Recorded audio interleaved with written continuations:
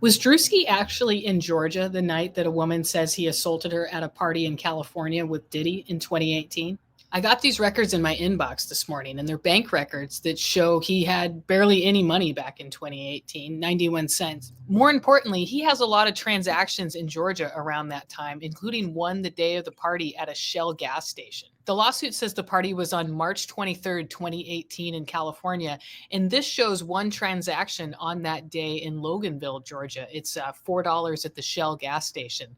Then it shows other transactions from Druski's bank account around that time, including $12 at Cold Stone Creamery, $2 at a Shell gas station. He was spending money at McDonald's.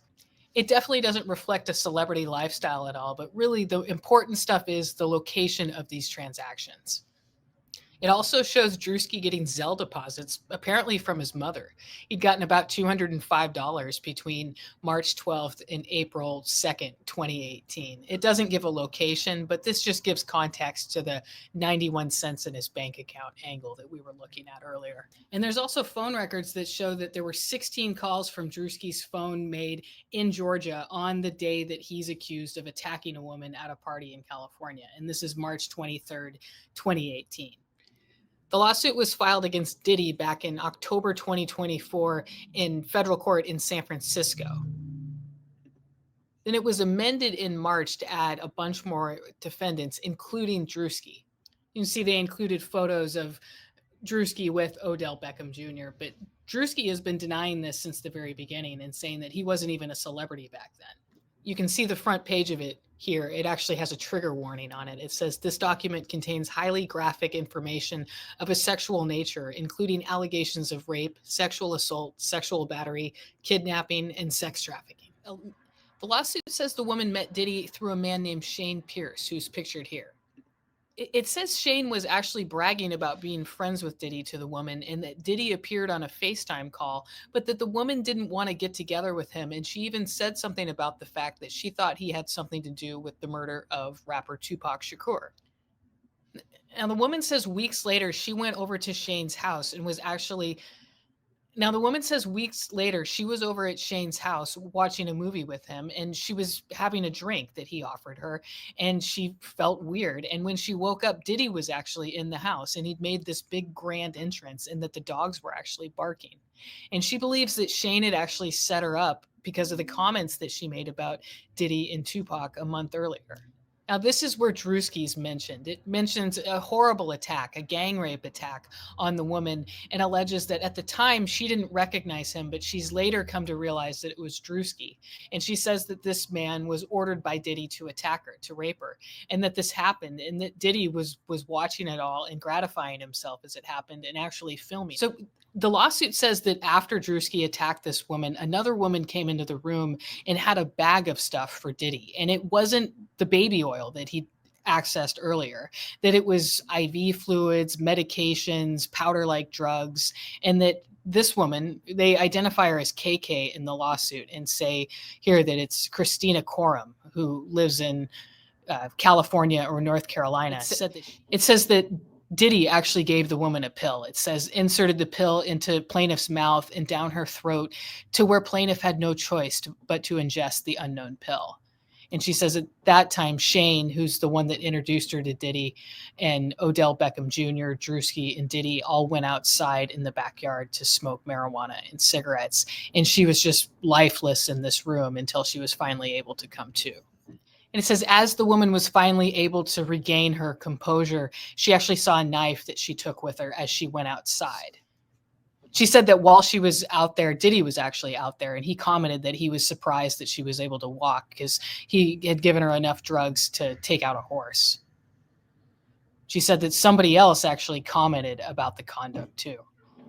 And it said that she actually yelled at Diddy and said, you raped me, that she's not a sex worker, and that she had refused, and that she refused to take any money, and that she was going to tell the police that he raped her. And he said that no one would ever believe her and that he would just tell anyone. And Diddy said that nobody would ever believe her and that if she did tell anyone that they would harm her family. And then she says that a guy named Big Homie Cece actually had video of her, at the outside of her estranged sister's house that appeared to show her sister sitting on the couch and her sister's spouse out on the balcony. So she thought she was rattled by this. She thought it was like a really intimidating thing to do to her. So then it says that there was this big altercation with the knife, and that the woman was actually raised the knife to Diddy, and Diddy was begging for his life. And she said that she was shocked that Diddy was now playing victim, and she had a moment of clarity and then turned around and ran down to the outdoor stone staircase back out to the backyard to escape. Now, this is where a police officer comes into the lawsuit, and it was actually a man who was a police officer in Las Vegas, but the lawsuit claims that he was posing as a Contra Costa County sheriff's deputy there in California. So it says the woman actually was able to get into a neighbor's home, and she said that she had just been raped by Sean Combs. And at that same time, a sheriff, at that same time, that's when this man that she says was posing as a sheriff's deputy with Contra Costa showed up at the home. So it says that Pelletier did not help this woman when he showed up posing as a sheriff's deputy, that he actually said that he was there because he'd gotten several noise complaints prior to the neighbor's call, and he instructed the woman to find a way to get home. And it says in the lawsuit that the Contra County Sheriff's Department has confirmed that there was a police report made that night by this man who's not a sheriff's deputy. He was a police officer up in Vegas, and now he's the police department chief in Maui, Hawaii. And so you'll see that Druski is named as a defendant here, along with that police officer, as well as. So you'll see that Druski and that police officer are both defendants here, as well as Odell Beckham Jr., Sean Combs, and a number of other people. So Druski and Odell Beckham Jr. vehemently denied these allegations when this lawsuit was first filed against them back in March. And you'll see this is the electronic court file online. Nothing's really happened since then. They've had some problems trying to issue summons here, but we have not heard any kind of defense from the defendants other than the statements that they issued. But these records that I got in my inbox, again, the important part of this is not so much the fact that Druski had 91 cents in his bank account. That's interesting, and it kind of shows his rags from riches story, and it definitely shows that he wasn't exactly living a celebrity lifestyle back then. But I think the most important part of this, at least for his attorneys, would be the transaction that occurred on March 23rd, 2018, the one at the Shell gas station in Loganville. The other transactions around that also show that he was in Georgia around that time, but the Loganville transaction shows that he was in Georgia the day that he was supposedly at this party in California.